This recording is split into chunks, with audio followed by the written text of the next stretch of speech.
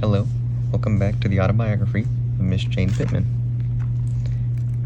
Last time we went through the introduction, and we went through soldiers. The section soldiers. We are picking up where we left off at Freedom.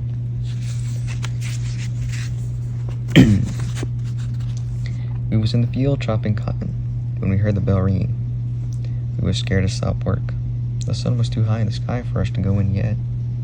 But the bell went on ringing and ringing. Just ringing and ringing. The driver, a great big old black, round, oily-faced black, kept on looking back over his shoulders towards the house. Every time the bell rang, he looked back. He told us to keep on working. But he was going in to see what all the ringing was about. I watched him go up the house. Then I saw him coming back, waving his arm.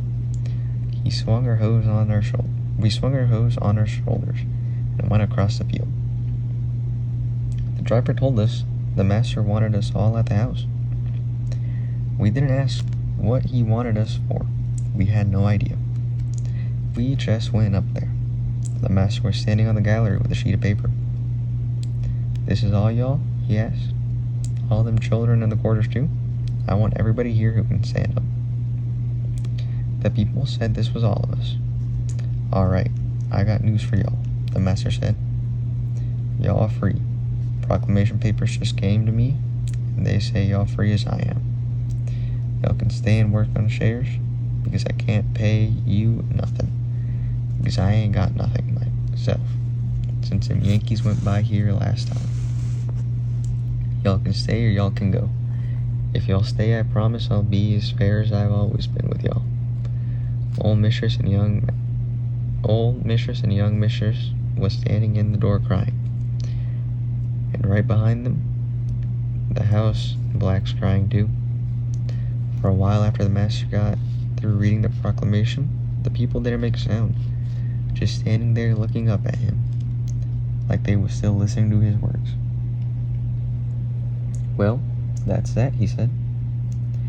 Then all of a sudden someone hollered, and everybody started singing. Just singing and dancing and clapping. Old people you didn't think could ever walk started hopping around there like game roosters. This was what the people were singing. "We free, we free, we free. We free, we free, we free. We free, we free, we free. Oh Lordy, we free." Just singing and clapping. Just singing and clapping. Just talking to each other. Just patting each other on the back. The driver, he never got in the celebration hymn. Everybody else singing and clapping. He just standing there looking up at the master. Then he looked closer to the gallery and said, "Master, if we free to go, where is we to go?" Before the master could open his mouth, I said, "Where north at? Point to it. I'll show y'all where to go." The driver said, "Shut up. You ain't nothing but trouble. I ain't had nothing but trouble out you since you came in that field." "If I ain't nothing but trouble, you ain't nothing but nothing," I said. And the next day, I knowed my mouth was numb, and I was lying down there on the ground. The master looked at me down there and said, "I can't do a thing about it. You free, and you don't belong to me no more. Go to fight your own battle best you can." I jumped up from there and sunk my teeth in that black's hand. His hand was rough as cutter legs. He wrenched his hand out my mouth and numbed the side of my face. This time, when I got up, I grabbed that hoe I had brought out from the field. An old man we called Unc stepped in front of me. "Hold," he said. "Hold nothing," I said. "Black, say your prayers. Maker, here you come." "Didn't I say hold?" Uncle said. "When I say hold, I mean just that. Hold." I eased the hoe to the ground, but I kept my eyes on the driver all the time. I touched my lips with my hand, but I couldn't feel a thing. "Not bleeding?" but numb as it could be. When Unc Ism said I wasn't going to hit that black with that hoe, he turned to the master. The papers say we can go or we can stay, master. He asked him. No. They just said y'all free, Ism, the master said. They don't care what y'all do, where y'all go. I'm the one saying y'all can stay on if you all want. If you stay, I got work you on shares, and you work when you want. You don't have to work on Sundays unless you want. Can go to church and stay there and sing all you want. You free as I am, Ism. Unc Ism said, Master, we can gather down the quarters and talk just between us? And the master said, What you gonna be talking about down there, Ism? Just if we ought to go or stay, master, Unc Ism said. Sure, y'all as free as I am, the master said. Y'all can take all the time y'all want to decide, long as you ain't deciding on burning down the place. Unc Ism had to grin to himself. Master ain't nothing like that, he said. Give the children some apples before they go, the mistress said. And the men and women cider, the master said. Celebrate y'all freedom. Hold, Unc Ism said. Apples and cider later. Now we go in the quarters and talk. Unc Ism was a kind of advisor to us, there in the quarters. Some people said he had been a witch doctor some time back. I know he known a lot about roots and herbs, but the people was always going to him for something to cure colic, or the bots, or whatever they had. That's when they followed him when they spoke, or that's why they followed him when they spoke. The young people grumbled because they wanted apples, but the old people followed him without a word.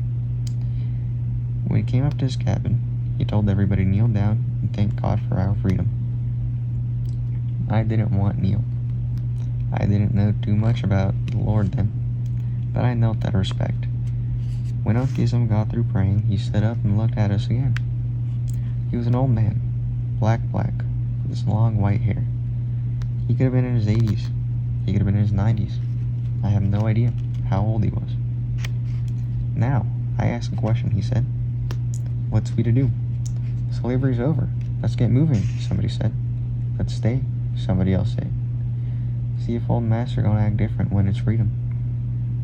Y'all do like y'all want, I said. I'm heading north. I turned to leave, but I stopped. Which way is north? Before y'all start going out here, heading anywhere, what y'all gonna eat? Unc Ism said. Where y'all gonna sleep? Who gonna protect you from the patrollers? They got Yankees, I said. They got Yankees, Unc Ism mocked me. I could see he didn't have a tooth in his mouth. Yankee told you your name was Jane. As soon as old mistress started beating on you, you can't find a Yankee. They can't beat me no more. Them patrollers say I'm free, just like everybody else. They ain't gonna just beat you if they catch you. They kill you if they catch you now, Unc Ism said. Before now, they didn't kill you because you was somebody's chattel. Now you ain't owned by nobody but fate. Nobody to protect you now, Tiggy. My name's Jane, Unc Ism, I said, and I'm heading for Ohio. As soon as you point that way. I don't know too much about Ohio, Unc Ism said, coming out of the road. Where it at, or where it's supposed to be, I ain't for sure. He turned toward the swamps, and he raised his hand and pointed. North is that way. Sun on your right in the morning, your left in the evening. North Star point the way at night. If you stay in the swamps, the moss is on the north side of the tree root. I'm heading out, I said. As soon as I get me a few of them apples and my other dress. Anybody else going? The young people started moving out in the road, but the old people started crying and holding them back. I didn't have a mama or a daddy to cry and hold me back. My mama was killed when I was young, and I had never known my daddy. He belonged to another plantation. I never did know his name. Hold, Unc Ism said. He raised both of his hands like he was getting ready to wave us back. This rejoicing time, not crying time. We ain't done seen enough weeping. Ain't we done seen enough separation? Hold now. You tell us to stay here, somebody young said. Them who want to stay, stay. Them who must go, go. But this is no time for weeping. Rejoice now. We're leaving out, somebody young said. If the old people want to stay here, stay. We free. Let's move. Amen, I said. You free from what? Unkism said. Free to do what? Break more hearts? Black heart's been broke ever since black's been in this world, somebody young said. I done seen babies checked from Mama Titty. That was breaking hearts too. They couldn't be helped, Unkism said. This can be helped. This can't be helped, somebody young said. They got blood on this place, and I done steppin' all in it. I done waded in it to my waist. You can mend a broken heart, but you can't wash blood off your body. Hold, Unkism said, raising his hands again. When you talk about Mama and Papa's heart, hold now. Mama and Papa heart can't be pained no more, they said. Then they'd been painted art. Mama and Papa's heart can't be pained no more, they pained already. Somebody young said. Let's go, somebody else said. All this arguing ain't putting us closer north. Hold, Unkism said. This wisdom I'm speaking from. Hold now. Give your wisdoms to the one staying here with you, somebody young said. The rest of us moving out. The boy who spoke to Unkism like that started the quarters, toward the big house. Unkism let him walk a little piece. Then he hollered at him to stop. The boy wouldn't stop. Unkism hollered at him again.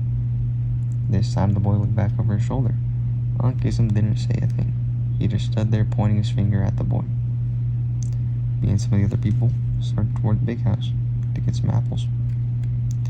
And one of the women said Unkism had put bad mark on the boy. Another woman said Unkism didn't have power to put bad mark on you no more. He was too old now. I didn't know how powerful Unkism was, so I just listened to the talking and didn't say nothing. The master had put a barrel of potatoes beside the barrel of apples. He was sitting on the gallery watching the people coming back in the yard. He asked what we had decided in the quarters. We told us some of us were going, some of us were staying. We asked him, could the ones going take anything? He wanted to tell us no, but he nodded toward the barrel. He told us to take what we needed and get out. We got all the apples and all the potatoes we could carry. Then we went back to the quarters to get clothes. The slaver, you had 2 dresses and a pair of shoes and an extra coat and a coat. A man had an extra pair of pants and an extra shirt, a pair of shoes, and a coat.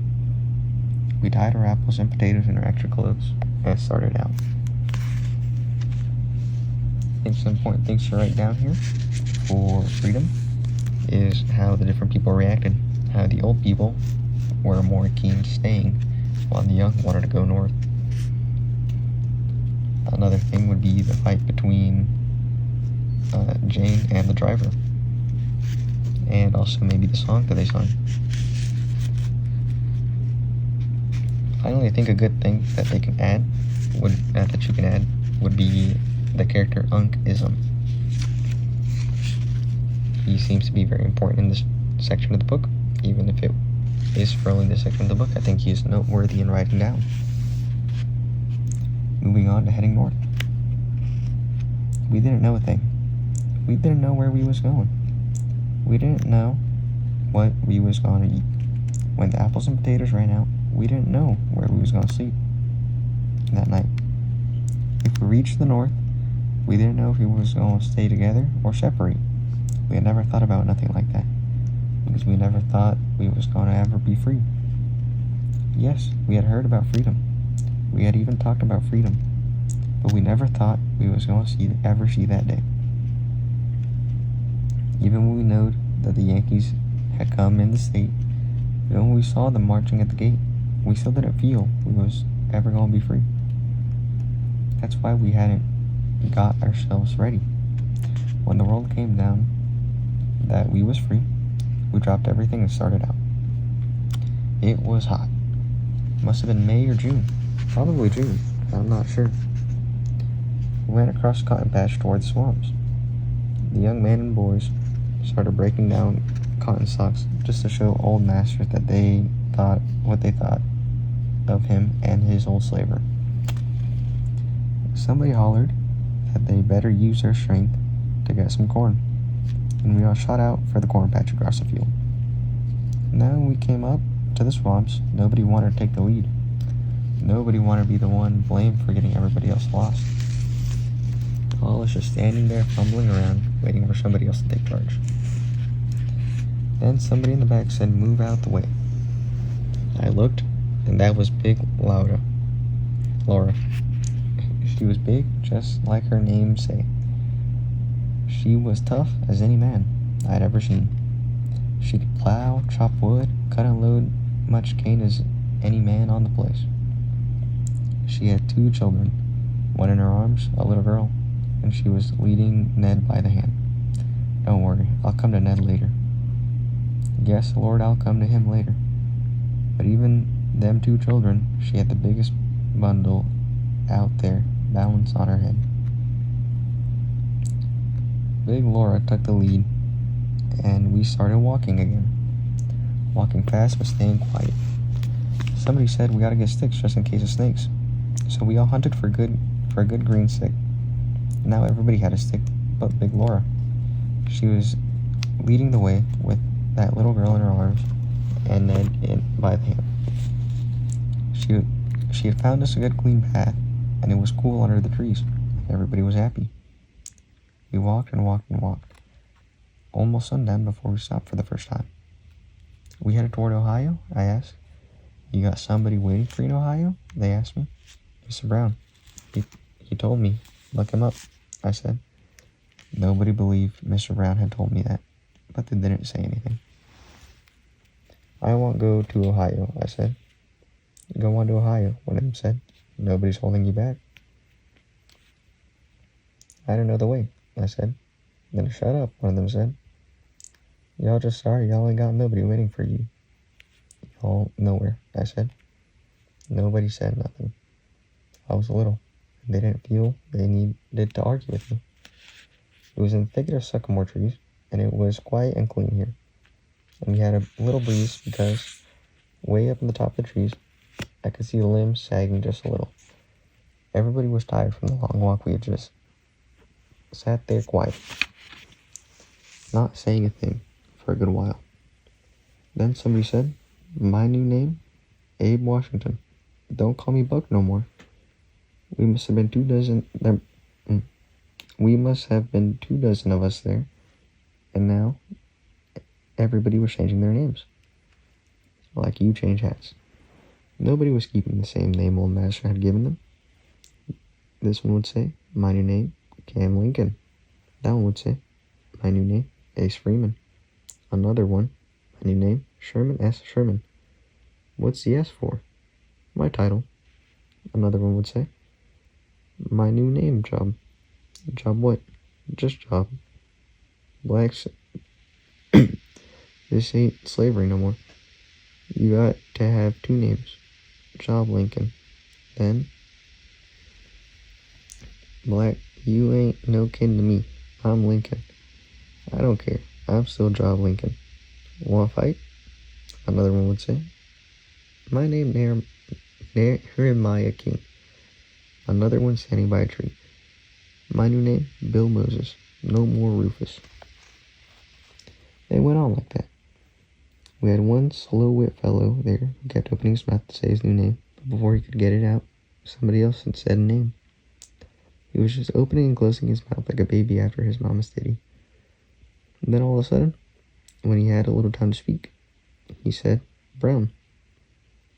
They all took their names from him, so he took Brown.